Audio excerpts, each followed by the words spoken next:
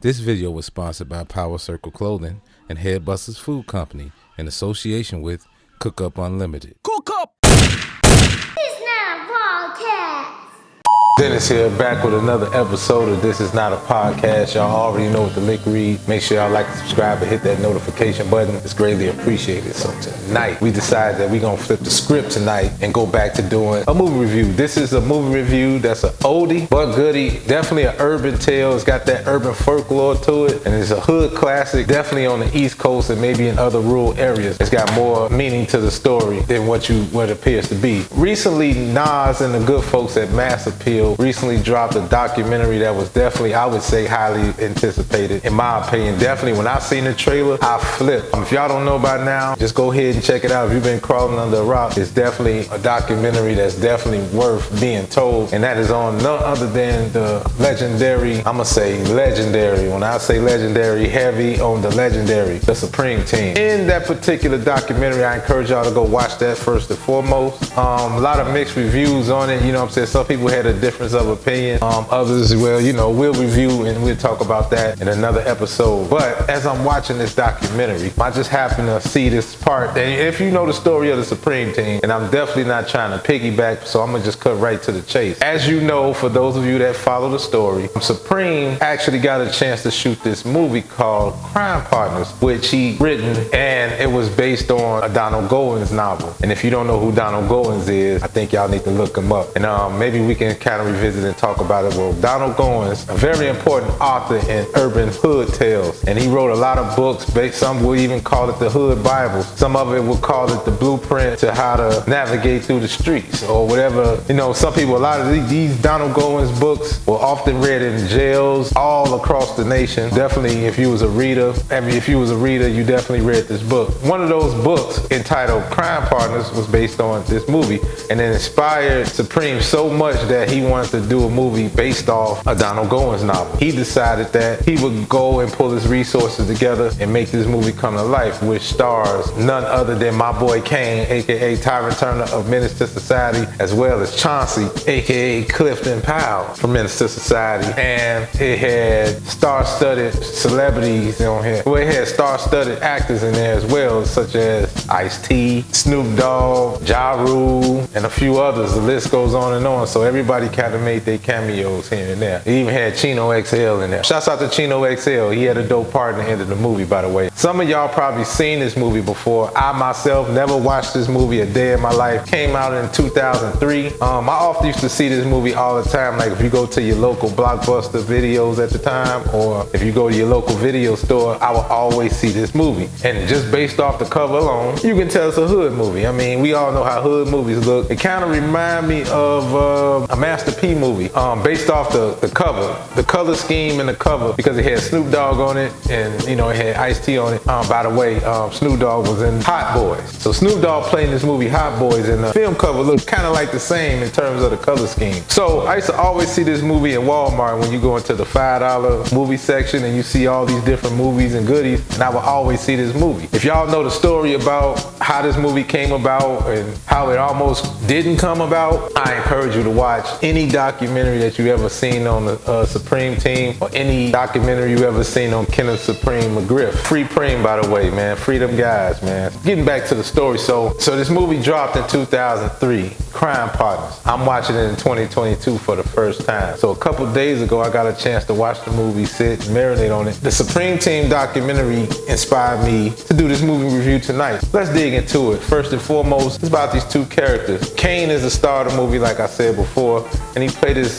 character by the name of Billy Good, along with a partner, of course, Jackie Williams, of course, which was his other partner. That's the role that they play. And they was like two small-time stick-up kids, crooks, or whatever the case may be, trying to make their way up in the newspaper. You know what I'm saying? Who wants to make the front page news? So that kind of like set the theme up for it, and then it kind of goes off into, well, you know, your typical hood tales, you know, the rags to riches to come up, and then the big face-off, but I don't want to give the movie away. So as I'm watching this movie, and I'm like, wow. And I got to thinking to myself, like, you know what? Let's go ahead and dig into it. First and foremost, it's a hood movie, so I don't want to say bad acting, because the acting was pretty good, because they had Tyron Turner is a trained actor, so he had like real actors in it, and you can kind of tell, like when you watch typical hood movies, you can kind of tell, you can literally see the cheesiness off the back. But this wasn't that. This was actually a real live production. If you read the book, you can definitely see the resemblance, being that the book literally comes to life, but from a modernized perspective, because the book was written in the 70s. Long story short, out of 5 stars, I would give it definitely a 3.5 for sure. You know what I'm saying? Just based off from the first 2 watches, you know what I'm saying? I definitely give it a 3.5 respectfully, which is pretty good, man, because most hood movies don't really beat it bad. You know what I'm saying? You know what I'm saying? No shade to like a Master P movie, because Master P movies was like cult classic, but cheesy. This wasn't a cheesy movie at all. This was actually a pretty good movie. Definitely well thought. It didn't really look low budget at all whatsoever, and you can tell he definitely had a budget, because I don't want to give out the inside details about it, how it all came about. You can hear it from the man himself. Actually, Kenneth Supreme McGriff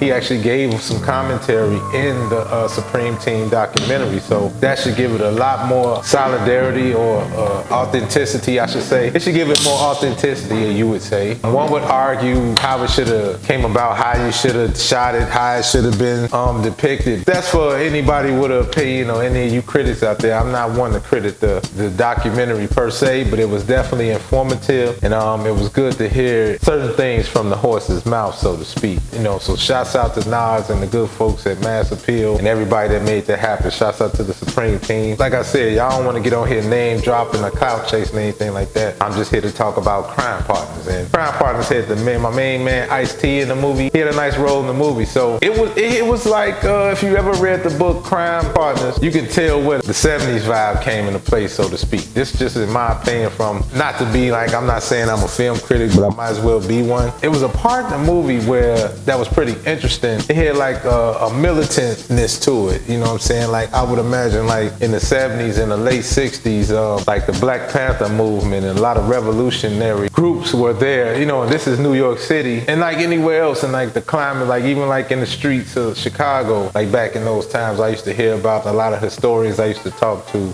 Shouts out to Bobby Seale Jr. and a lot of other influential people that was around in those times, or that can recollect things in those times. And you can kind of tell like the role that Clifton Powell played kind of exudes that, and like what he stood for and what he was trying to do. On one hand, they told a story about these 2 crooks, and then at the same time they talked about crooked, racist cops. That was like the theme for New York City for quite some time. Based off the documentaries that I heard, I mean, it was like a no-brainer to hear these things. And this was like the climate of the world. And so to kind of intertwine a novel base, you know, that was written and based in the 70s, and you bring it into modern times, circa 2003, I thought that was pretty good. It was thoroughly thought out, and it definitely gave you, in my mind, it gave you a glimpse of the mind of Kenneth Supreme McGriff and the type of level he thought on, and how he was trying to legitimize himself, legitimize his brand, and kind of turn around, help others, and empower others as well by doing this, which is why a lot of people contributed behind the scenes to make it all happen. Like I said, I don't want to dwell into that or kind of dive into that too much, because you can watch the documentary, the Supreme Team documentary, and all of that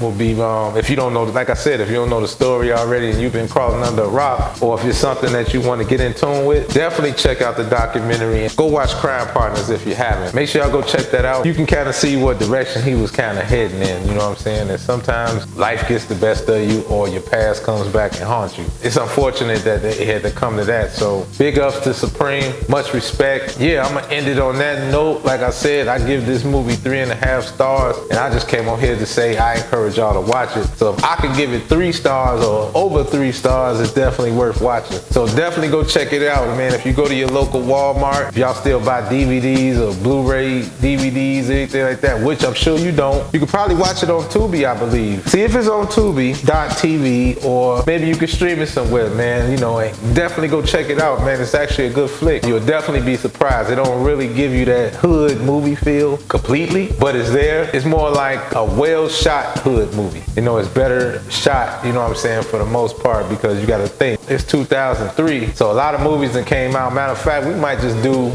movie reviews on hood movies. That's what we're gonna do, man. So this is like, we'll just do that. That's what we're gonna do, man. I kind of talked myself into it just now. It's the beauty of us, you know, rapping at night, and we going totally off the cuff with it. So I'm gonna chop this up. Let me know what y'all think in the comments, man. And if not, give me your feedback on Twitter. Give me your feedback on Instagram. Give me your feedback on Facebook, man. And all you gotta do is holler back. I'll respond back right away, man. Don't be afraid. That's the end of our vlog for the day. And as always, keep God first, stay sucker free, and by all means, get to the money. Peace and love. Stay healthy, and I'm out. Peace. Y'all know my slogan. Keep God first, stay sucker free, and by all means.